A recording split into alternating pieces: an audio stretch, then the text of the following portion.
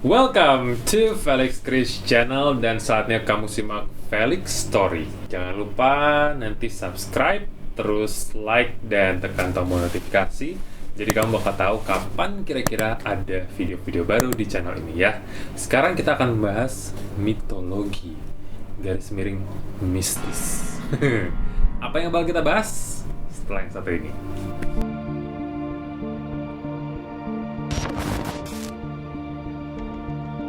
Naga. Nah, ini pasti udah familiar banget, apalagi kemarin sempat ada series Game of Thrones. Itu pasti udah langsung familiar banget dengan sosok naga. Terus sebelumnya Harry Potter juga ada naga. Sebelumnya Lord of the Ring juga ada sosok naga. Banyak banget rasanya, kayak dari seluruh belahan dunia itu punya sosok naga yang selalu masuk ke dalam cerita-cerita tradisional.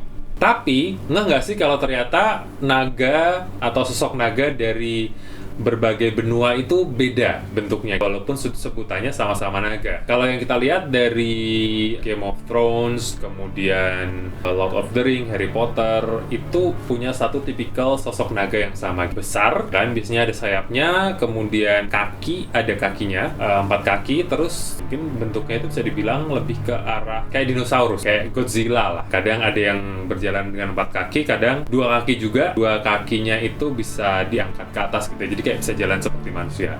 Itu kalau gambaran naga-naga di Eropa. Dan biasanya naga-naga di Eropa ini menjadi satu sosok yang ditakuti, atau mungkin ada juga sosok-sosok naga yang image-nya itu seram, monster, harus ditaklukkan, dan pokoknya marah. Nah, beda lagi dengan sosok naga dari Asia. Lebih spesifiknya di Tiongkok, dari Cina, itu sama-sama sebutannya naga, tapi kalau di sana naga lebih seperti ular. Badannya panjang, berkaki 4, kemudian sosok kepalanya juga agak sedikit berbeda dengan naga Eropa.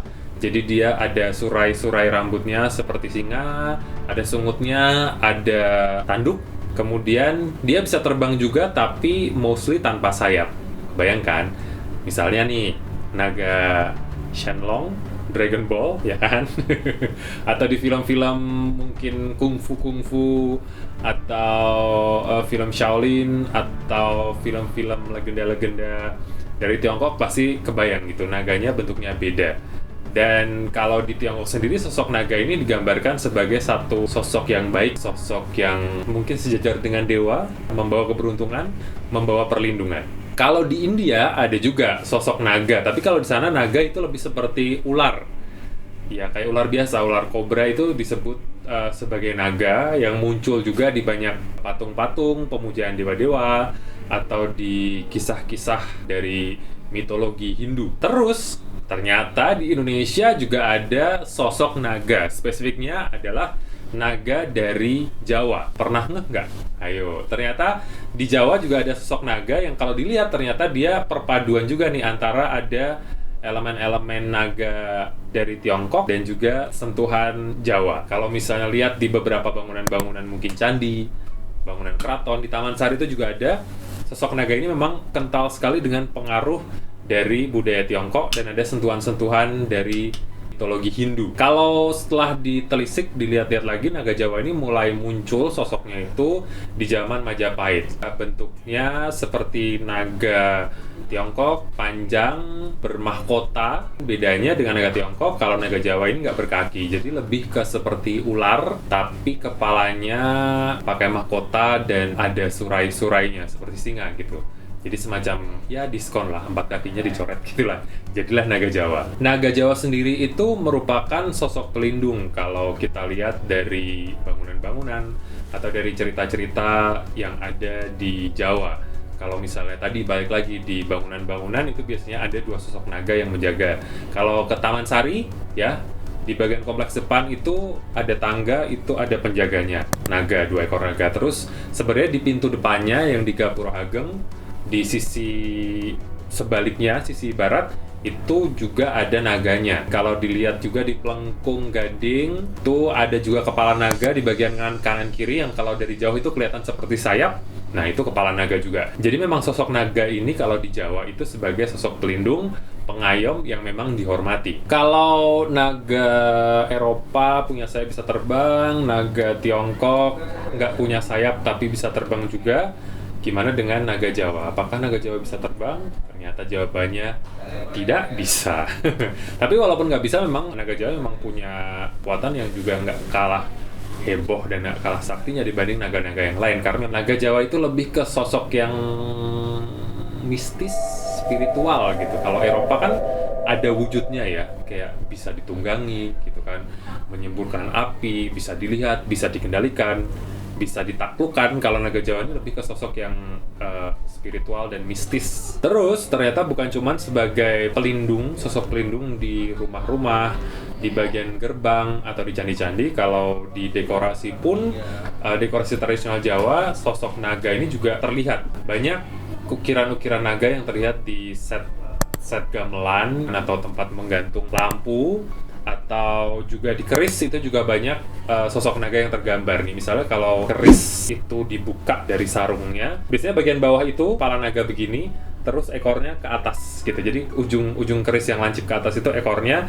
dan kepalanya ada di bagian bawah. Atau di bagian sarung kerisnya itu yang tempat pegangannya itu, kepala bagian bawahnya atau ujung bawahnya itu adalah kepala naga. Jadi memang benar-benar sosok ini sosok yang spiritual, mistis, dan memang dipakai untuk sebagai pelindung. Oke, sudah ada gambaran tentang naga Jawa yang muncul di berbagai bangunan-bangunan fisik, dekorasi, hiasan-hiasan, candi, ukiran-ukiran. Terus sekarang gimana dengan sosoknya? Apakah ada yang pernah melihat sosok naga Jawa ini? Ternyata ada ceritanya. Yang paling sering muncul itu adalah cerita tentang naga yang ada di Gunung Merapi. Kayaknya turun-temurun orang-orang udah pada tahu. Ada yang bilang di sana itu penjaganya seekor naga. Ada yang bilang, kalau yang bisa lihat nih ya, ada naga yang melilit di sekitar Merapi, itu adalah sosok penunggu di sana. Dan banyak banget. Karena memang kalau dia dari Merapi itu kan sesuai dengan filosofinya, itu adalah puncak tertinggi dari sumbu filosofis Jogja. Berarti kayak Merapi itu tempat tertinggi yang identik dengan tempat bersemayamnya para dewa, roh-roh leluhur, dan para penjaga itu di sana gitu ya. Jadi cerita-cerita tentang naga itu juga ditempatkan di sana. Yang paling sering dapat pengalaman mistis melihat penampakan naga itu adalah otomatis para pendaki yang sering mendaki ke Gunung Merapi.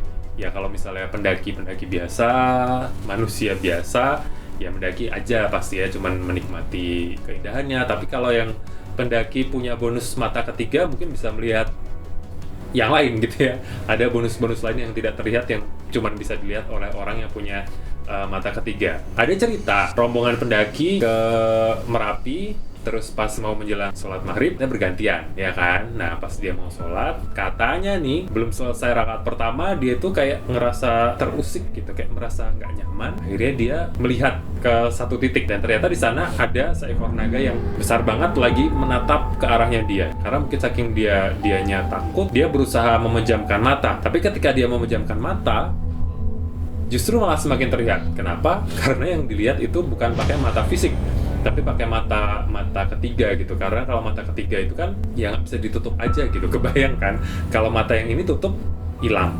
Tapi kalau mata ketiga kan ngebuka terus. Kalau mau merem juga malah makin jelas gitu, makin tampak sosoknya ini. Sosoknya sendiri seperti apa? Menurut pendaki ini digambarkan sosok naga ini besar, badannya atau lingkar tubuhnya itu kayak sebesar kontainer, sebesar itu, berarti kan panjang dan besar. Kepalanya itu sama persis seperti yang ada di pewayangan, bentuknya seperti itu, pakai mahkota, bersinar, berkilauan warna emas, dan punya tatapan mata yang sangat tajam, ngelihat langsung ke si pendaki ini. Menurut cerita masa lalu, memang ada 9 ekor naga yang menjaga di sekitar Gunung Merapi, dan salah satunya adalah naga yang dilihat oleh sang pendaki ini, yaitu naga Antaboga, atau ada yang menyebut, mungkin yang percaya dengan dunia spiritual, itu adalah Eyang, karena sosok yang dituakan.